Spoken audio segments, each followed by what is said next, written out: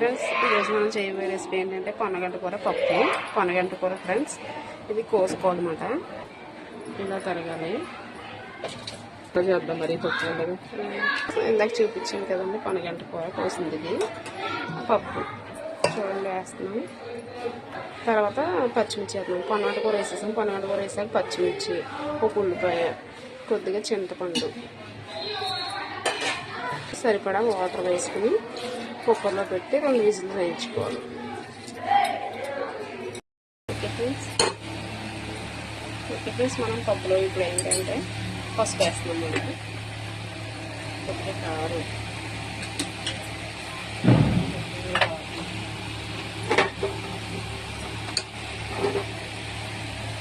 పసుపు, కారం, సాల్ట్, సరిపడా సాల్ట్.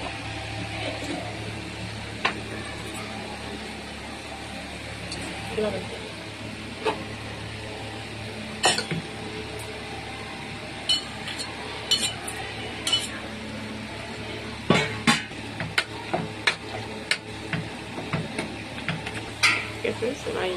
దీన్ని పోపు వేసుకుంటాం. మనకు కావాలంటే కొంచెం వాటర్ వేసుకుని కొంచెం సరిపడా ఉప్పు అన్నీ సరిపోయింది వేసుకుని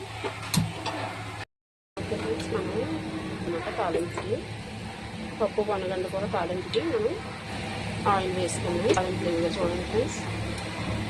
జీలకర్ర, ఆవాలు, ఎల్లుల్లిపాయలు, ఎండుమిర్చి, కరివేపాకు.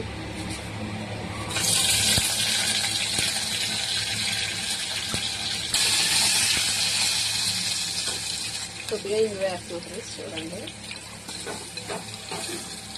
ఫ్రై అయిపోయింది.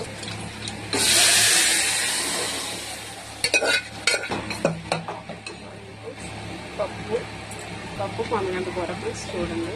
ఫైనల్గా మనం నెయ్యి వేస్తున్నాం అన్నమాట. నెయ్యి చాలా బాగుంటుంది నెయ్యి వేస్తే final touch. Okay friends, bye bye.